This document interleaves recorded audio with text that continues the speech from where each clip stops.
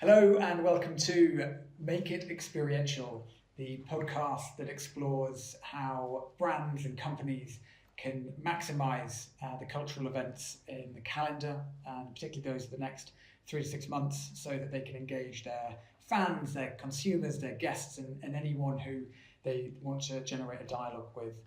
My name is Franco Boydell, and I'm the Head of Client Services for XI. We create incredible digital experiences in physical spaces, and of course I'm joined by my co-host Andy.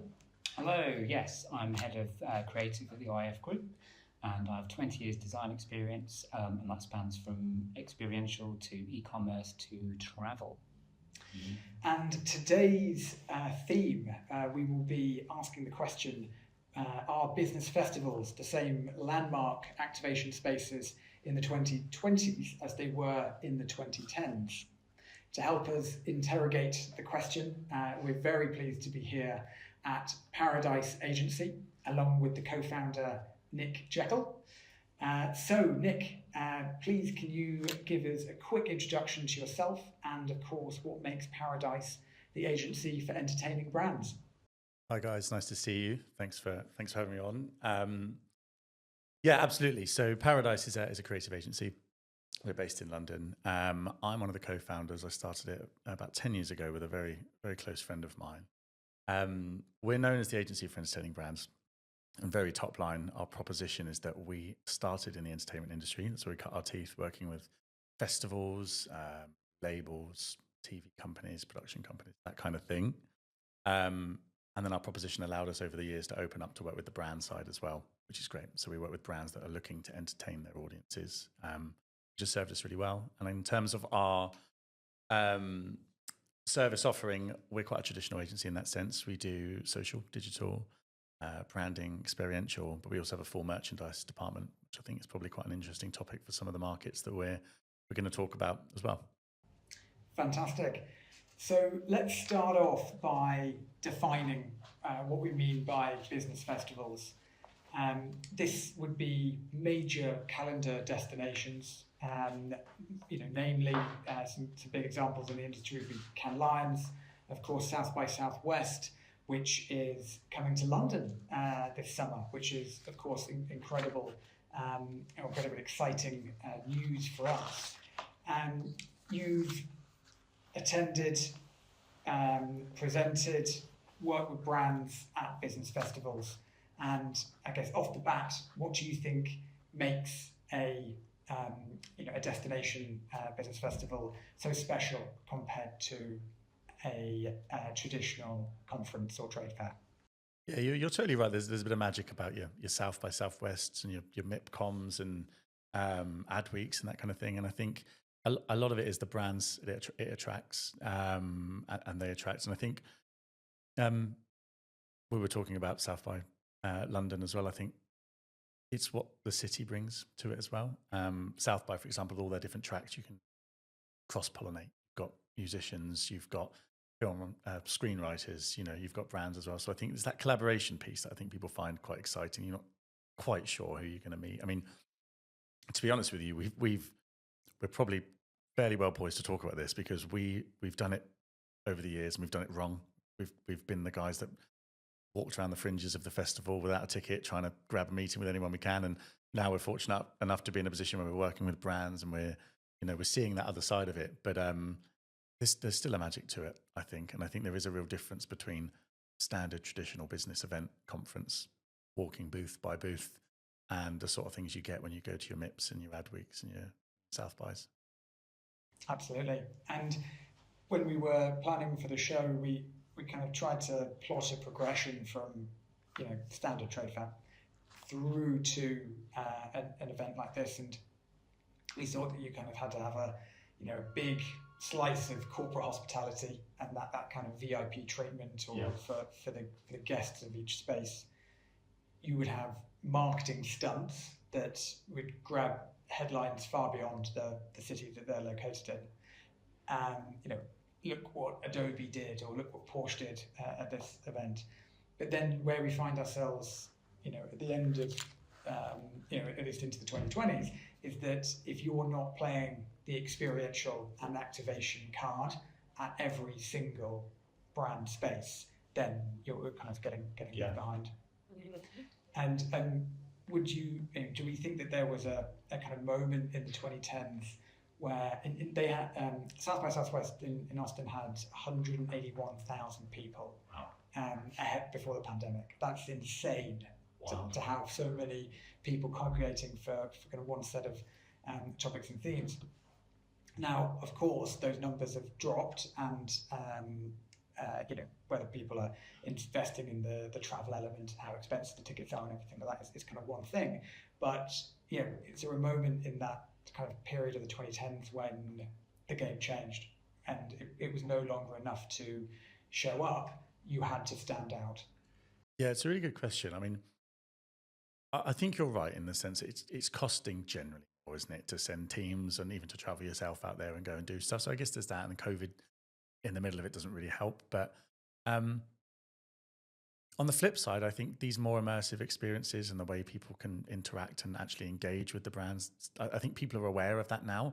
I think you kind of roll a banner backdrop situation is probably, it just doesn't work. I mean, I noticed it when I walked around the Palais, and actually even out in Austin, and I'm walking around, like, I don't think it has to be, loads of budget. I don't think you need to be Porsche and doing that necessarily kind of thing on that level. I think there's loads of ways that agencies can show up with their brands, the type of work they do, even kind of the pre-marketing stuff you do to build hype.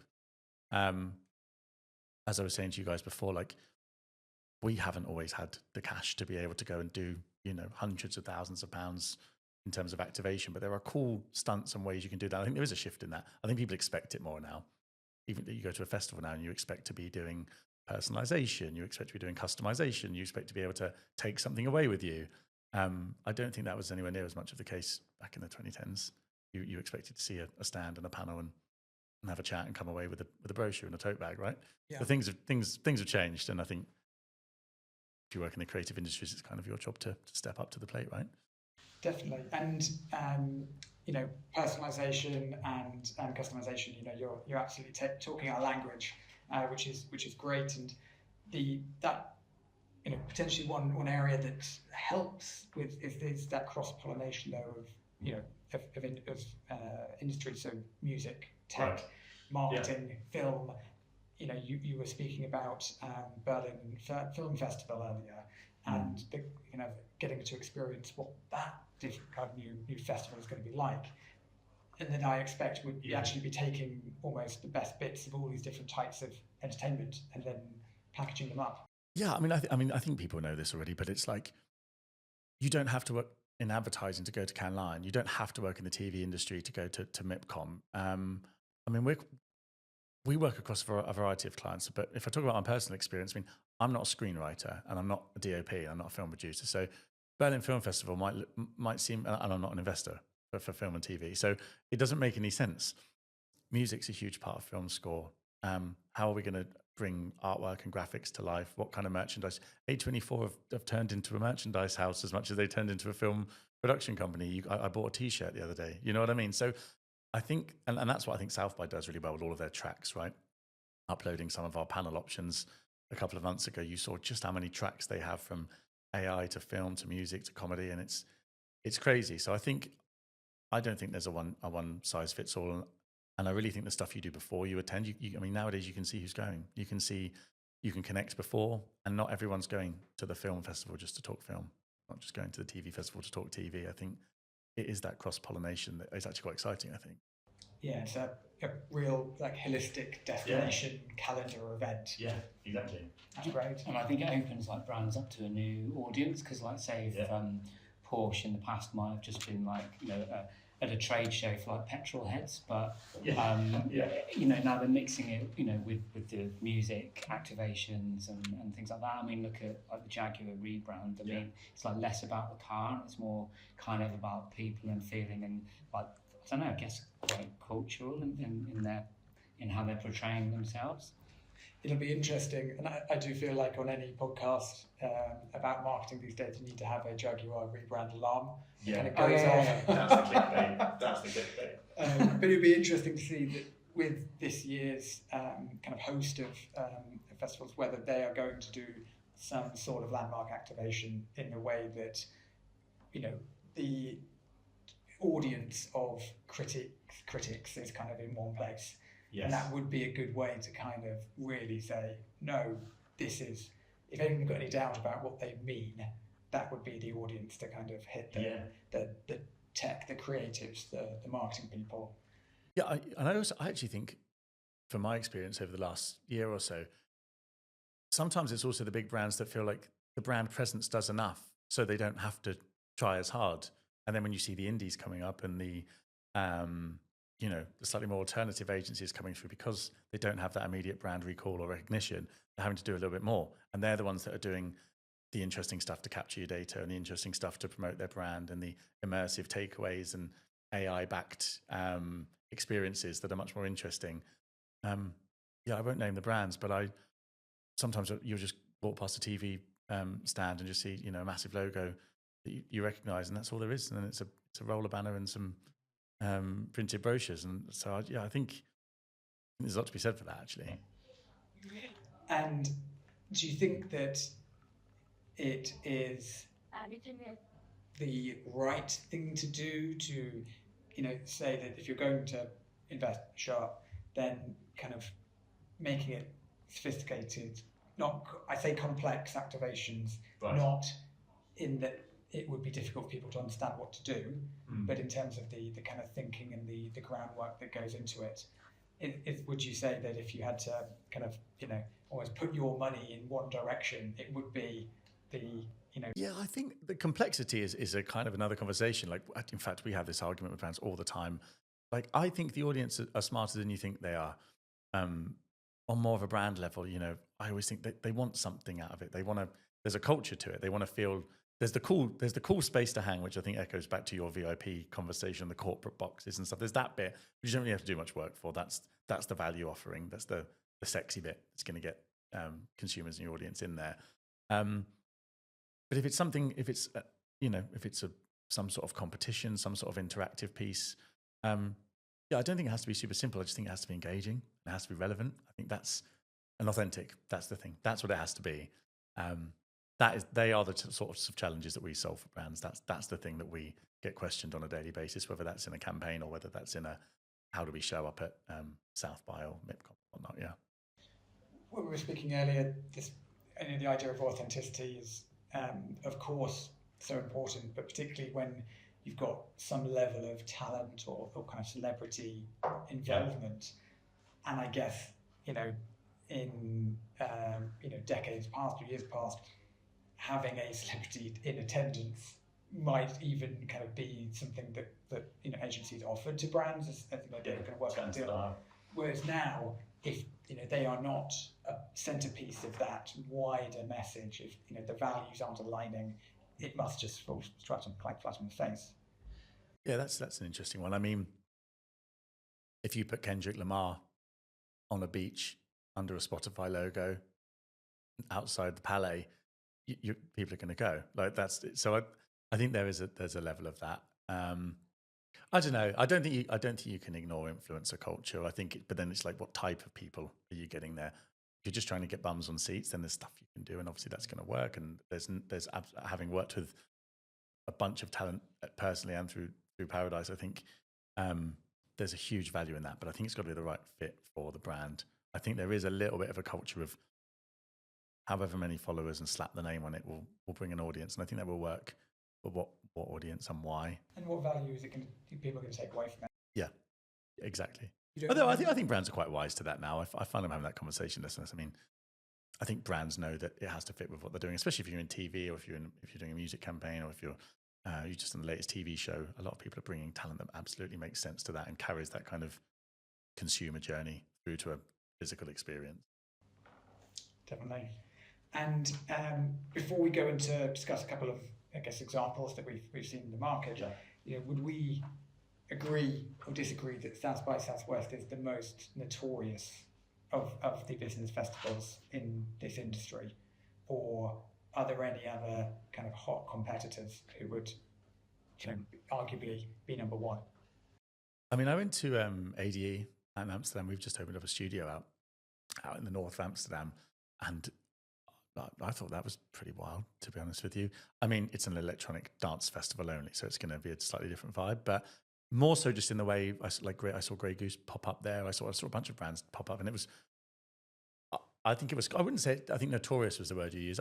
I would say South by probably is, but there's definitely like that was interesting to me.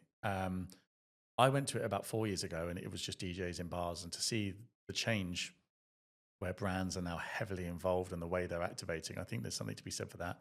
I'd love to see an ADE. I don't think there is one, but I'd love to see an ADE London popping up. Maybe we should pitch it.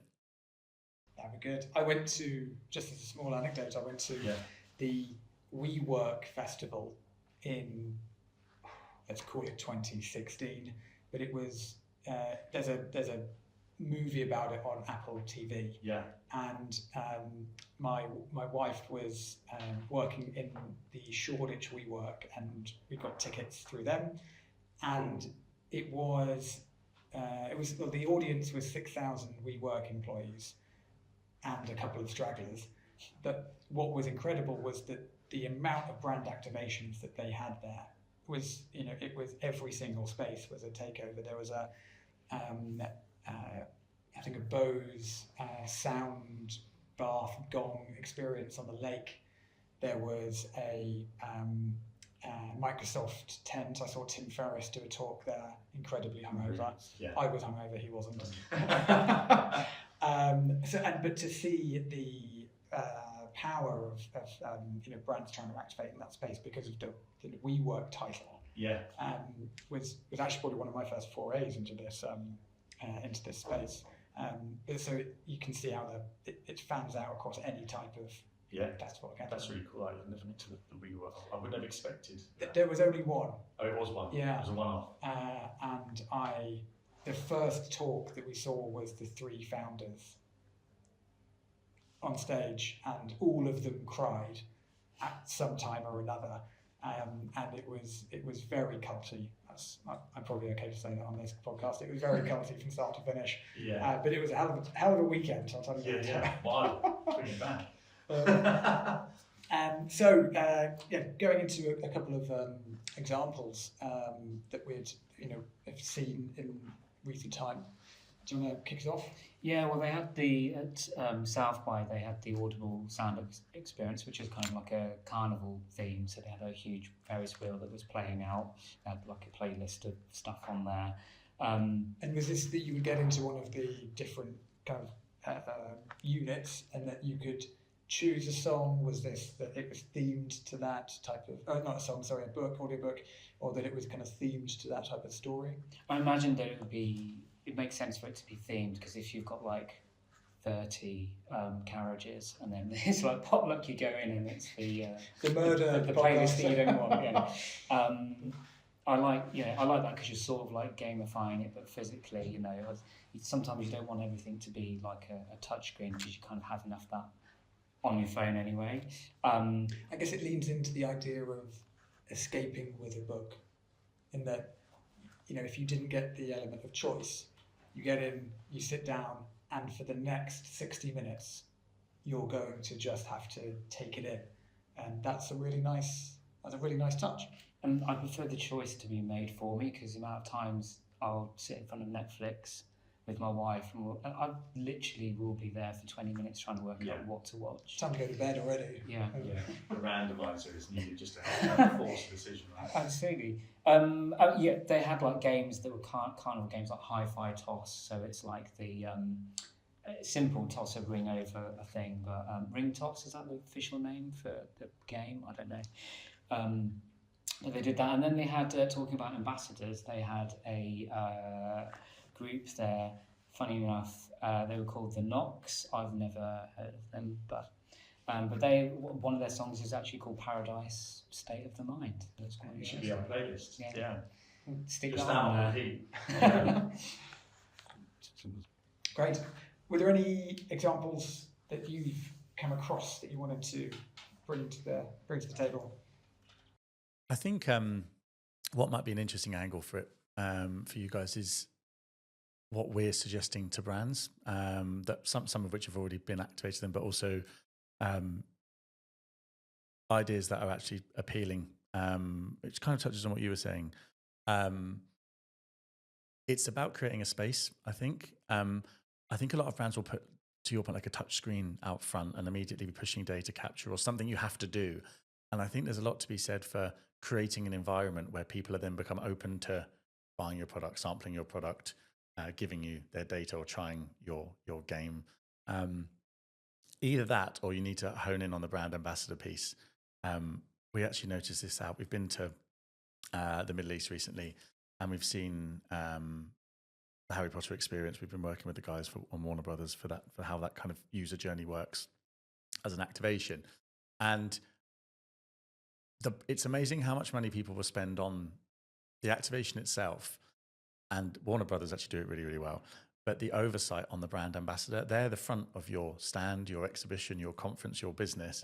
Yeah. And they'll just, that's almost the first touch point, and it will become the last part of the journey you think about as a brand. So we've spent all the money on what it looks like. We'll just get some guys up front to come to market this. You need to think about that. That's the first thing you see. And they're the guys that are asking you to, get in the cabin to listen to the audio book, or, go onto the Shazam so you get a Spotify link, or get into the photo booth so we can tag you and take your data. And so often overlooked. And that's something that I think we've been pushing for our brands, especially going into activation season in this summer. Spend the money on, they are a brand ambassador. They're not promo staff. They're a brand ambassador. And it's funny how, I love the emphasis that you put on brand ambassador, and yet that can be forgotten. There is great brand ambassadors, and then there's some promo staff who will kind of be bodies. They'll signpost people where to go, but especially when we build technology for an activation, actually we say it's self-serve, but what you really want is it to enhance a human being, getting to bring people towards it, and it works together when it works. But it also just goes back to what I was saying about creating a space. Like, they're the people that create the environment that then you're willing to engage, whether that's a television market and you're going to be sold to, or you're going to buy a TV show, or whether that's a brand and you want to tell them your proposition. I think someone's got to be in the right mindset to want to engage, buy, connect. Something that I think South by do actually really well, because you're in an environment with all those creatives and they create a space where you go, I want to share and scan QR codes. I mean, also got to upgrade that scanning QR code thing. Everyone's doing the Apple AirDrop thing, which only works 50% of the time anyway. That transfer of data, we've got to upgrade that. Well, you've got loads and loads of people in one room, and everyone's trying to trade. Yeah, it's just going wild. You come up with contacts you didn't even know you had. So, moving on to look at the world of Cannes. This again is another infamous space, and looking at the environment of 2024, it did seem that, and perhaps this was just the kind of the well-known ones, but kind of Experiential was, as I said earlier, almost baseline. A couple of examples were Stagwell Sports Beach, WPP. Yeah. How the kind of house of Netflix. Did you see this? I did. Did you go? I didn't go, but I did see a lot about it. Yeah. And they had an area for each of their kind of key shows. Really cool. So you could turn yourself into a photo of a Bridgerton portrait and stuff like that. It seemed really tactile, and for a brand like Netflix to be able to offer the variety of their shows and their kind of show that breadth, just seemed really cool. I mean, I guess with Netflix, you've got what a great playground with things like that. You can really lean into it. We saw a Beetlejuice activation when we were out in LA recently doing the Warner Brothers trip out there, and I mean, just what a great IP, what a great identity to play with, especially something like Netflix. Immersive rooms, different design treatments, different things you can take home, the whole merchandise product play. I mean, there's so much you can do. Everyone wants a Squid Game kind of mask, don't they? Yeah, exactly. I guess it's also something we've been noticing a lot on the brand side is also, I guess, like the difference between how much can we spend, how cool can we make it, how immersive can we make it, how much coverage can we get, but also that sustainability angle, like building these things up, taking these things down. There's one client we work with that have got a huge sustainability play, so we made their entire stand modular. Different to your Netflix, but this has got to show up at 9, 10, 11 activations across the summer. in different shapes and forms. It's got to travel the world, and it's got to look, pristine, tip top at every single opportunity. How does sustainability play a role in that? And that's also has been very high up the brief sheet for certain brands, at least, that we've been working with. So that's definitely a consideration. I don't know how sustainable the WP Beach is. Probably quite sustainable. Not sure. I'm sure they've got a really strict policy of some sort. But then it's the reuse of activation materials is of course kind of growing more and more. But for an event that runs every year, it's almost kind of by definition going to have to be new and fresh. You can't be recycling your kind of play from last year. That it was a couple of years ago now, but the Corona Beach was one of my absolute favourites. Like, you've made an activation that essentially washes away. Like, how epic! Yeah, some of the stuff those guys have done at AB InBev has really been impressive. And we touched on this earlier, but for brands or even agencies who are going to kind of take part, if you had to list something like 3 top tips for for an agency of growing size to kind of really make the most of their time, what would be on your kind of roadmap? Yeah, I can be so honest with this because it wasn't too long ago that we were that company. We've been going for a little while now, but we, as I said at the beginning, we were the guys that were running around trying to make it happen. We didn't have enough money to buy passes, so we were picking up clients in coffee shops and bars prior to it. Even now, like dropping 50 grand on a talking spot when you're sandwiched in between I don't know, Unilever and AB InBev, like, are you really going to get the clout? So I can speak really honestly and truthfully about this. It really is about spending the money in the right way. I would say have an objective. Like, if you're going to turn up, have an objective. Whether it's finding financier, whether it's growing your creative team, whether it's getting 10 new contacts for a very specific space, whether it's winning one client, have an objective. Otherwise, you come back with a business card in your back pocket, or the airdrop situation, if you've got that right. Do your research. I mean, I use all of every networking opportunity available, from, I don't know, even the Soho House app. I find out who's going. I drop LinkedIn posts. I go on the directories of South by, of MIPCOM, of MIP London, of ADE. I find out who's going. Reconnect. It's always a really good way to do it. Connect before you go. Have the conversation. And then another thing, which used to be a huge culprit of, I'm just going to be really honest right now, is meeting for meeting's sake. I used to go, I'm going there now and I've spent my money, or we've sent a team out and we've spent X amount on travel. Just meet anyone you can. I'm not sure about that. I think maybe allocate one day to just growing the contact list, but you should be focusing on what you're really, really trying to do. Leave the open-ended bit for the drinking bit at the end of the day. I went going to Captify's party, and aside from falling in the pool from being too drunk about 10 years ago, really bad shout. Go in with an agenda. It might just, any agencies that need advice on that, just shout, because it wasn't so long ago that we were having to find our way around, and we know a little bit more now. But hopefully that's helpful. Absolutely. And I will say that's incredibly good advice for anyone who's at that stage of their journey. And I will say that I've now shared a drunk story of my own, and Nick's done one. So by the time this podcast finishes, Andy will need to talk about one. One front of mind, I'm sure.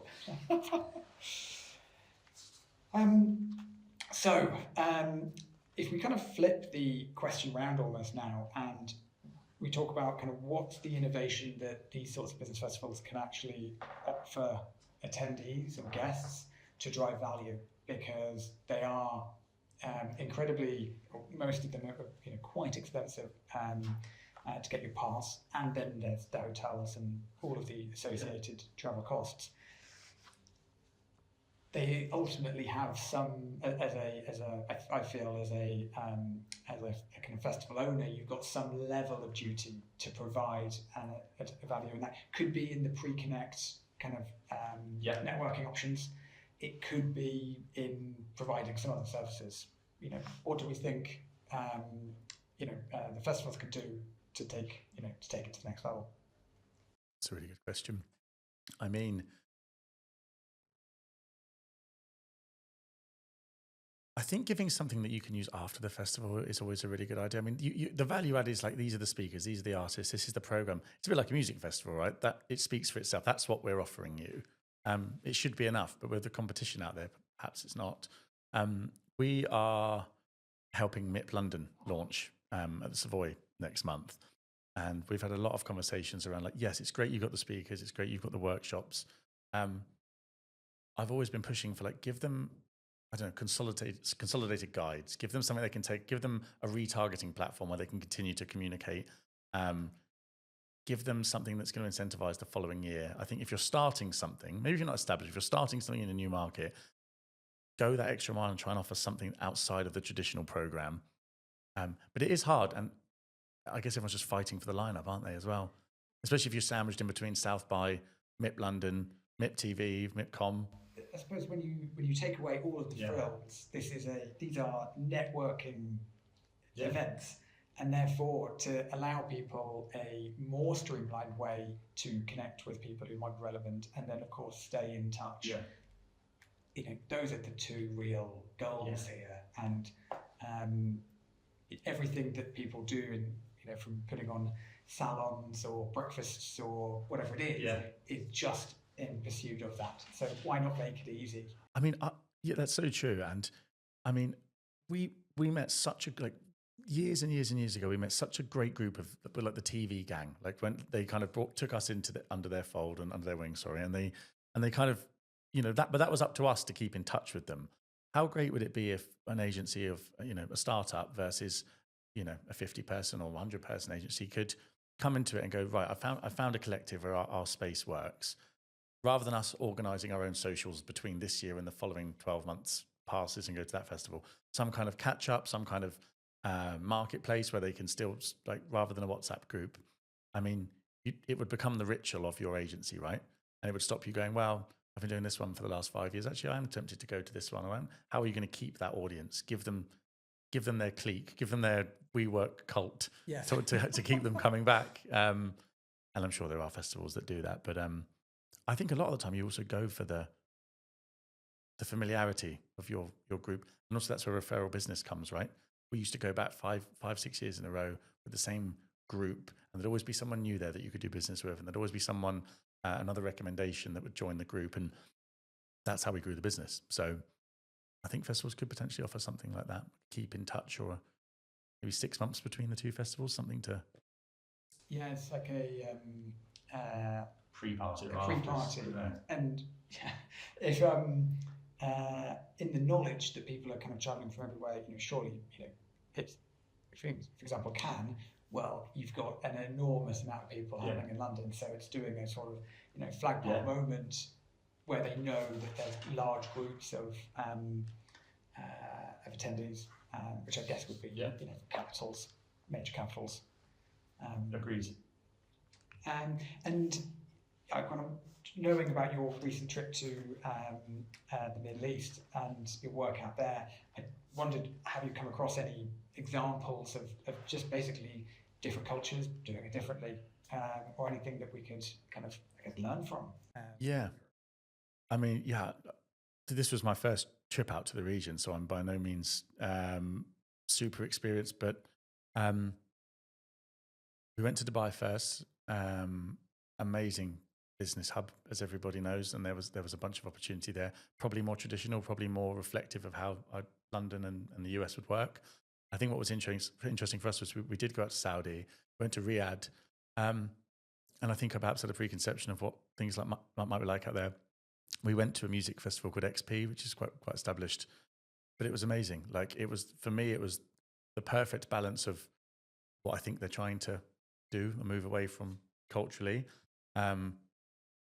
But it was also really, it wasn't a huge site, but it was really adaptive to networking.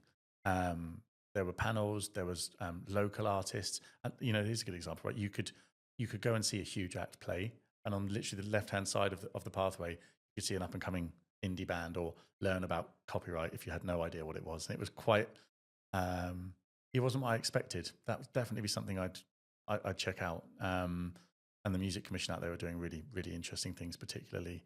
I think it gets a bad rap, and for the right reasons in some respects. But having been there, worth doing a little bit of digging. And that was out in Riyadh, yeah. Awesome. We did a K-pop festival in Saudi, which was I was absolutely loved the activations that we put on, and it was so right for that target market. But in the process, the first question we all asked was, why is there a massive K-pop festival in Jeddah of all places? And it was in Jeddah. Yeah. Apparently, the kind of number 2 consumer per capita of K-pop music is kind of KSA, because of the family values and kind of there is a cultural crossover that kind of no one would expect. But yeah, it was awesome.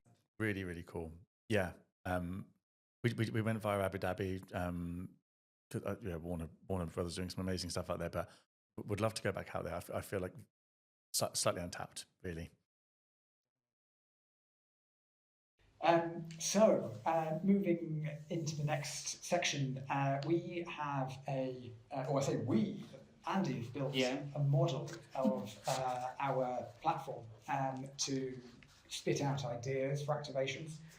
We call it Charlie GBT because the kind of third person in this trio is our head of technology, Charlie, who cool. isn't as keen to kind of go on camera or anything like that.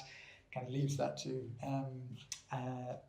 someone who likes the sound of their own voice as much as I do.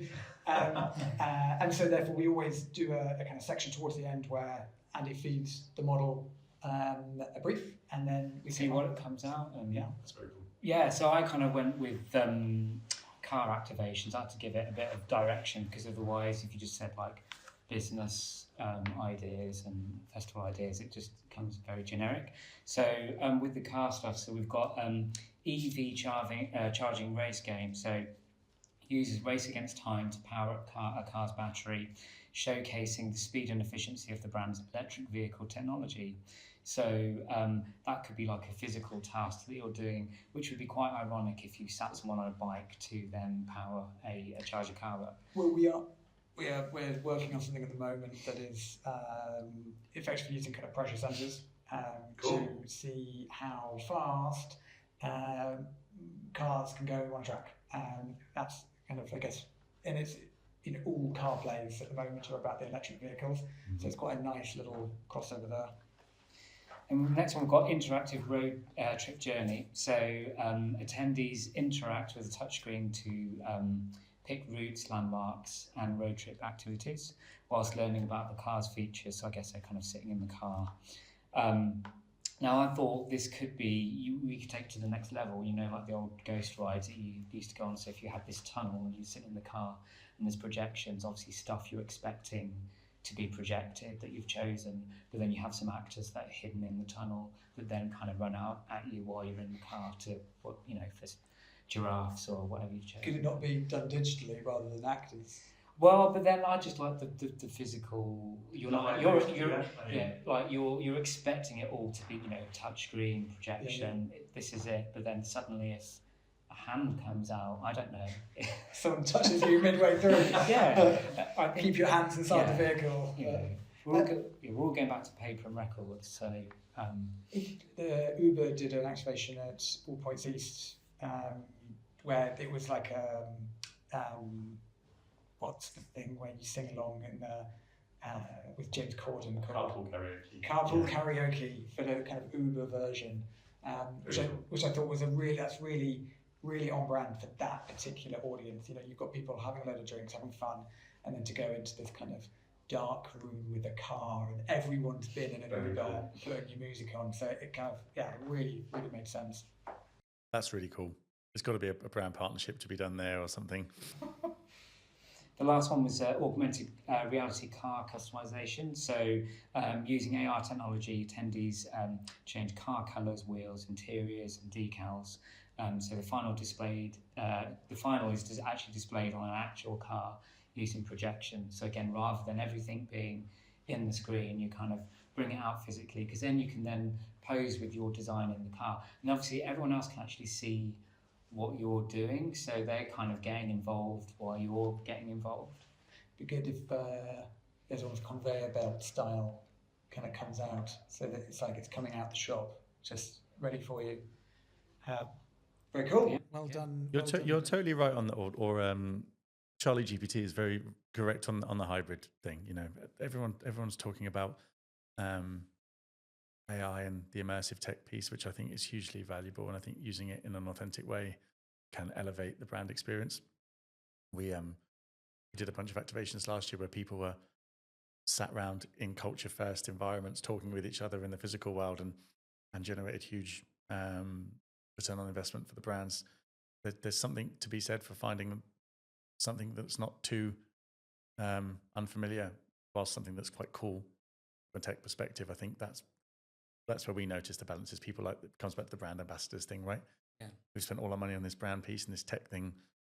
It's still a person at the front of it, bringing me into the experience and connecting. And I think that's, I noticed the White Claw did a really cool, I think they've got like a house party situation going on. And yeah, you could immerse it, you could put headphones on, you could live in that digital world, really cool. You could actually step into it, you could be in the room. And I'm like, what a great way of doing a hybrid piece of work, and something that's cool, tech focused, future first, but also has a real human element to it. I think there's something interesting in that. Absolutely. And that takes us very nicely into our kind of, I guess, key takeaways from the conversation.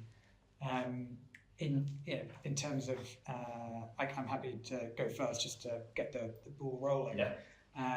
But the kind of link, or the sort of real need to keep it authentic and to kind of humanize it in a environments where, if the trends would suggest that bigger, more complex, more tech would be the kind of way to go, actually kind of bringing it back down to the kind of the real people who are going to be taking part. And importantly, if we are talking about business festivals, the real need is connection.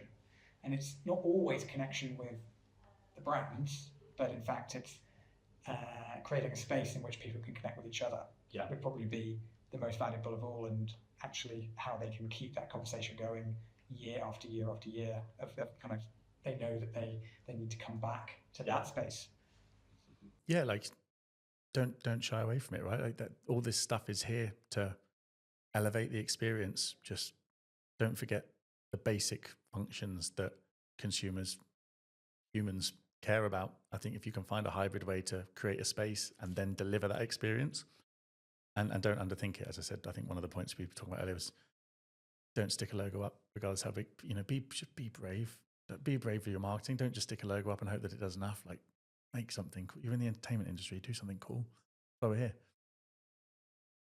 Definitely. Yeah, I agree with all that. And it's just like you say, letting people take part in it. Yeah. And that kind of hybrid, physical, technical thing is a must. Great. So thank you so much, Nick, for sharing your experience and your advice. We always wrap up by asking, is there something that you would like to tell us about? You know, what's the innovation that you're working on? What's top of mind that we can hear about? Yeah, look, thank you guys so much for having me on. It's been a really, really good chat. Yeah, look, it's January. We're starting the year. We've got plans for brands. We don't want to tell everyone what we're doing for our brands. But I think the one thing I just would like to say is, yeah, if you are a brand or a business festival, or if you're just looking for advice on how to grow your agency or brand business, feel free to reach out. I have and my company have a lot of expertise in that human connection piece, how to communicate, how to entertain. And also, we've done it wrong and we've done it right. So we're really, really open and trusted on how we can support and be truthful in what's going to work for you. Yeah, thanks for having me on. Fantastic. Cool. Thank you. Thank you very much. So I hope you've enjoyed this episode of Make It Experiential. Please do check out the other episodes that are available on both Spotify and YouTube. until next time, we hope that you are able to take the learnings from Nick today out into the activations and experiences that you're building. And we hope to hear from all of you very soon. Thank you very much.